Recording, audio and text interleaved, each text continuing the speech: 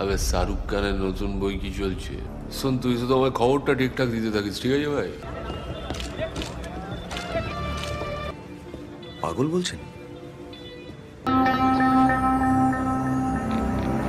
হ্যাঁ, আমি এখানে। Halo sahabat, Assalamualaikum. Apa kabar? Semoga sehat selalu dan senantiasa berbahagia. Mudah-mudahan selalu sehat dan murah rezeki. Kali ini Eslam TTV akan menghadirkan sebuah alur cerita dari film yang berjudul Dwitio Purus. Film ini mengisahkan tentang sebuah kejahatan yang sengaja diulang lagi mengikuti pola kejahatan 25 tahun silam untuk membangkitkan ingatan seorang pemimpin gangster terbesar di Kolkata. Baiklah, tanpa perlu berlama lagi, langsung saja kita simak. Ini dia alur cerita filmnya.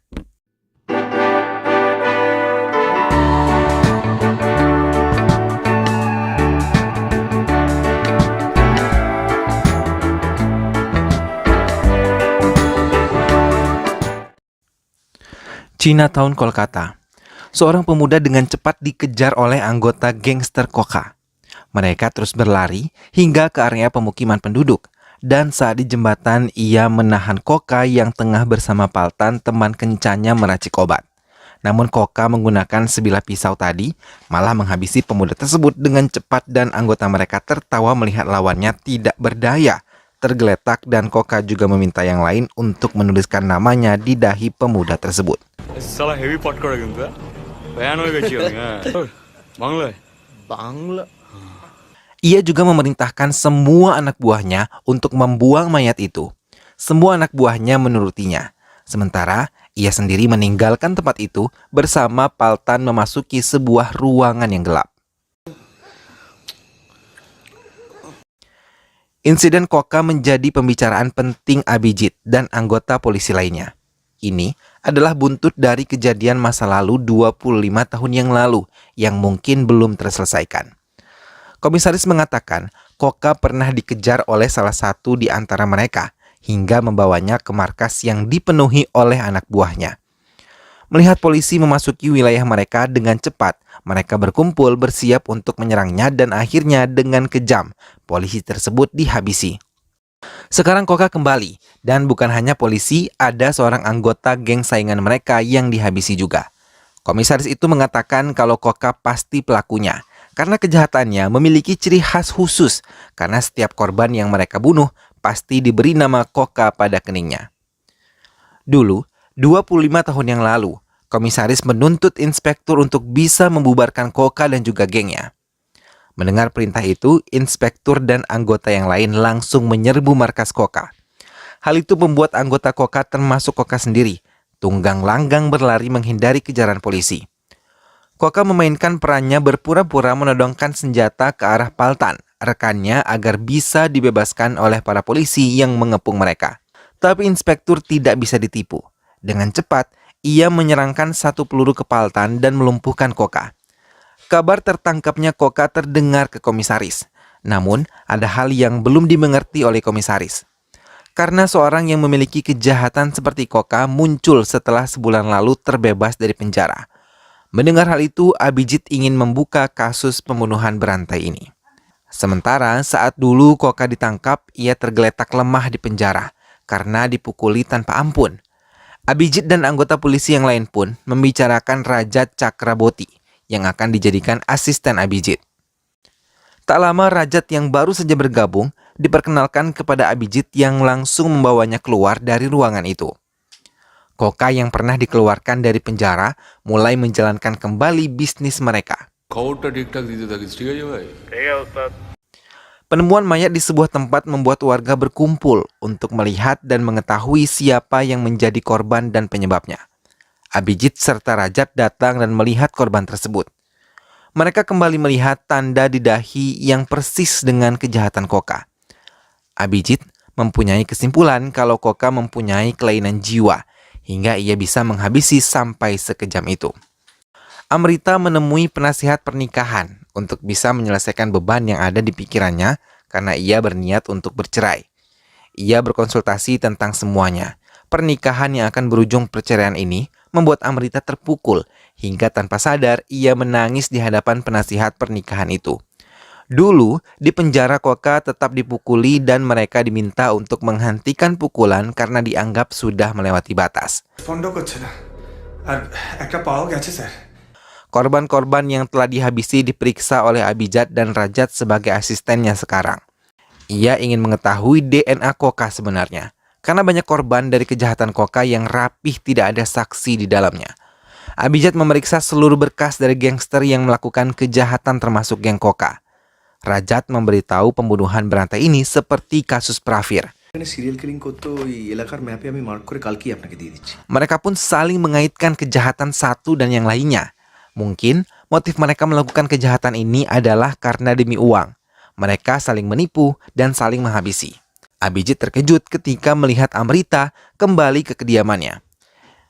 Namun Amrita sama sekali tidak mengucapkan kata-kata pada Abijit, hingga Abijit meracau.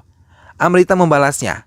Kembali pertengkaran terjadi dan tanpa banyak membuang waktu, Amrita yang sudah begitu kesal meninggalkan tempat itu begitu saja. Abijit teringat tentang indahnya pernikahan yang dulu pernah ia bangun bersama Amrita. Namun, Amrita di malam pertama pun kecewa karena Abijit meninggalkannya begitu saja ketika tugas memanggil. Tak lama banyak ketidakcocokan yang terjadi dalam rumah tangga mereka.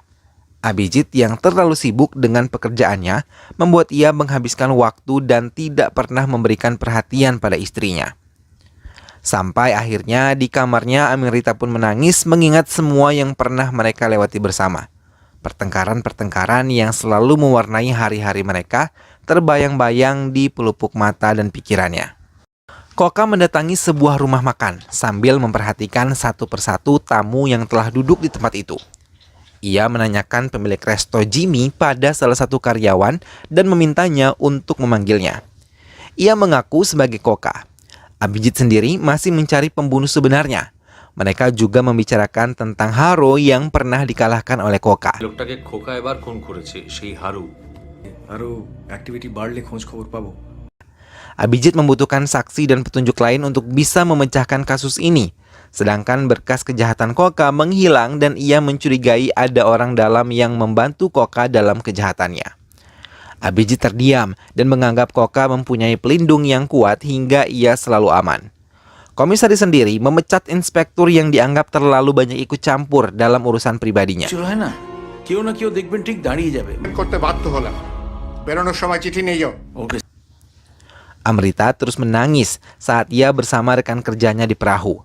Amrita mengatakan ia sangat merindukannya. Surya Sinha, pria yang sejak dulu mencintai Amrita, tetap memintanya untuk menikah dan hidup bersamanya. Tapi Amrita menolaknya. Amrita menceritakan pernikahannya berantakan, air matanya kembali berlinang. Surya Sinha, pria yang tengah bersamanya, mencoba menenangkannya. Tak lama Abijit menelponnya untuk meminta menemuinya. Koka yang bertemu dengan Jimmy sangat ketakutan. Ia bercerita saat masih di penjara dan mengatakan Paltan meninggal menggantikan dirinya 25 tahun yang lalu.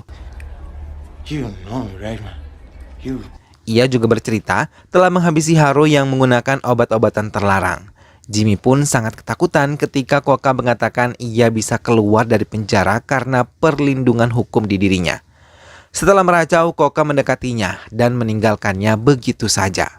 Abijit yang sudah bertemu dengan Surya Sinha memintanya untuk memberikan cuplikan TV Bangle saat menemukan beberapa mayat di lokasi yang berbeda-beda. Surya Sinha mengiyakan dan akan membantunya. Namun Surya Sinha malah menanyakan kabar rumah tangga Abijit dengan Amrita. Dengan jujur, ia mengatakan kalau rumah tangga mereka tidak baik-baik saja. Surya Sinha menampik prasangka Abijit tentang perselingkuhannya. Ia memang mencintainya, tapi Amrita mencintai Abijit hingga sekarang.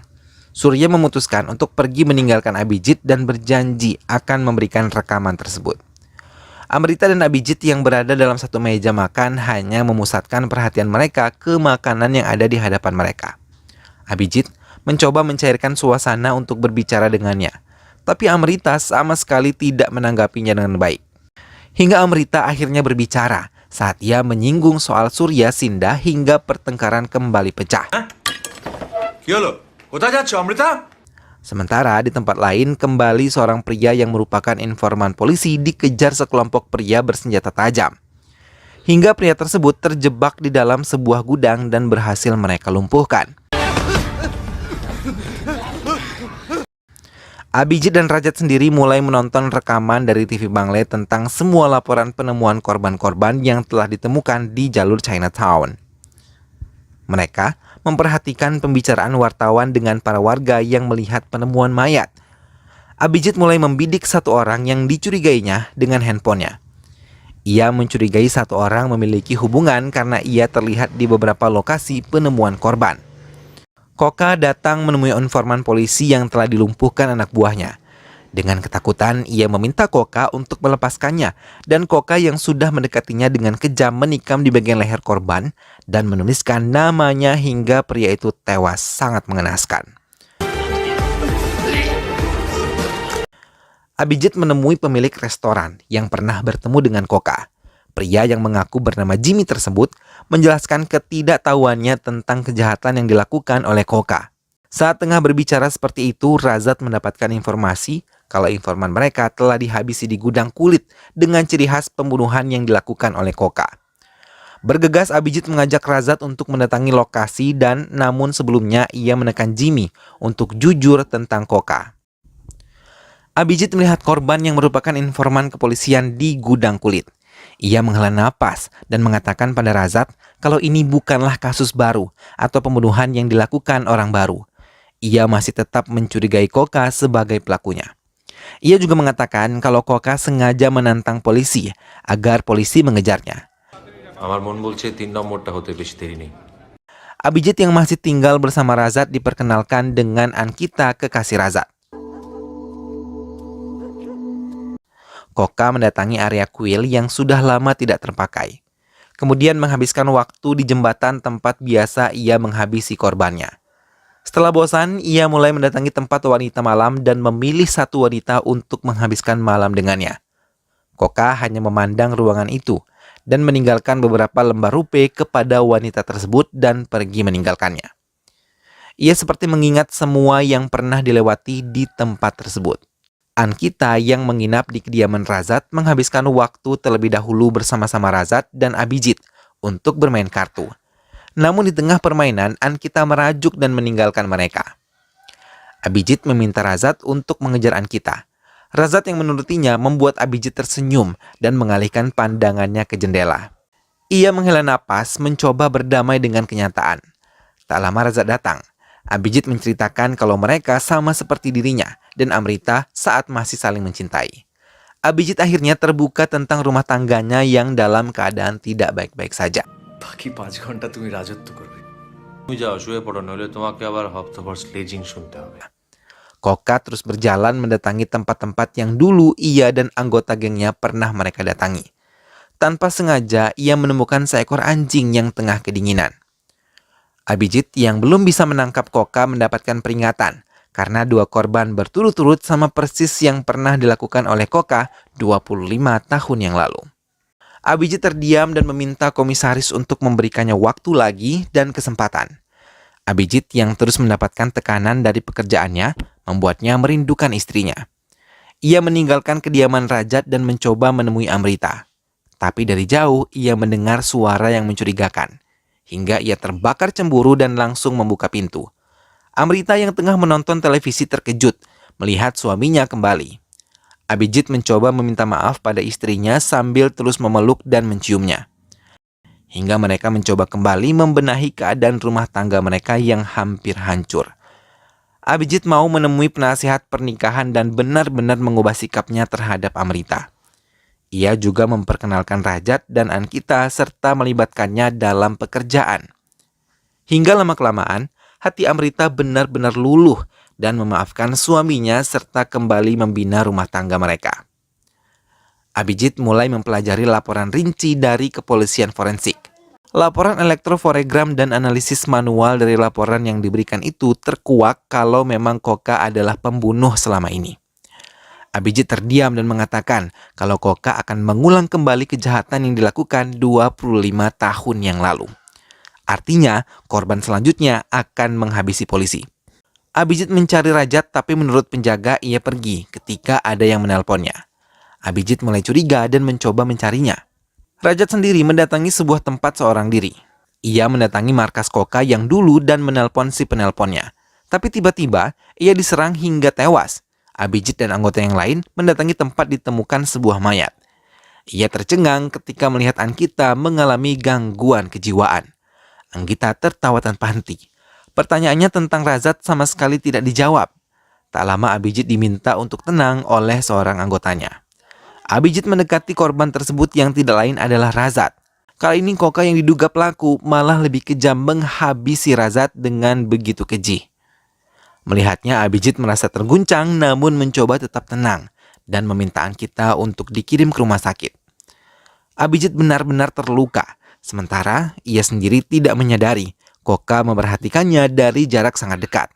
Abhijit mencoba menenangkan dirinya sendiri, hingga akhirnya ia menjerit sekuat-kuatnya. Namun Amrita terkejut. Abhijit merasa sia-sia dan kalah terhadap Koka yang telah menghancurkan semua usahanya. Amrita terus menyemangati suami dan memintanya untuk tidak kalah dengan Koka. Hingga lama-kelamaan Abhijit bangkit kembali dan mencari Jimmy.